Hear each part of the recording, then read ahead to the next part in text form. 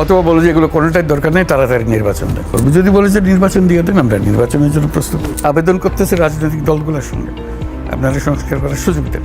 তবে একই সঙ্গে এটাও খুব স্পষ্ট ওনার বক্তব্য থেকে যে উনি চাচ্ছেন সংস্কারটাও করতে। প্রফেসর ডক্টর মোহাম্মদ ইউনূসের কথার সাথে সুর মিলিয়ে দলের বাইরে গিয়ে রাজনৈতিক প্রতিহিংসা বলে প্রফেসর ডক্টর মোহাম্মদ ইউনূসকে সাপোর্ট করলেন বিশিষ্ট আইনজীবী এবং সাবেক সংসদ সদস্য রুমিন ফারহানা।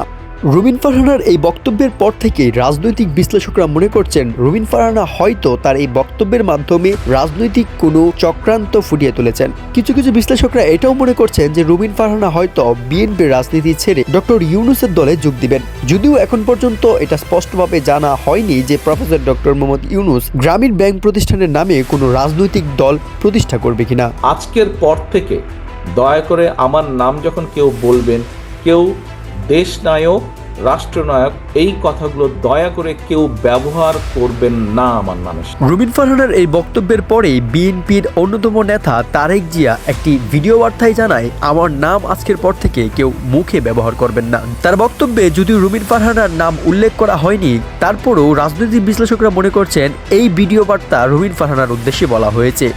আওয়ামী লীগের চেলাদের তো রক্তে আগুন লেগে যাবে। বাংলাদেশের ফেব্রুয়ারি মাসের 21শে ফেব্রুয়ারির প্রধান নায়ক আমার বাবা অলি আহাদ। এই ইতিহাস স্বীকার করার সাহস আওয়ামী লীগের ছিল কোনোদিন? তারা ইতিহাস লেখে এক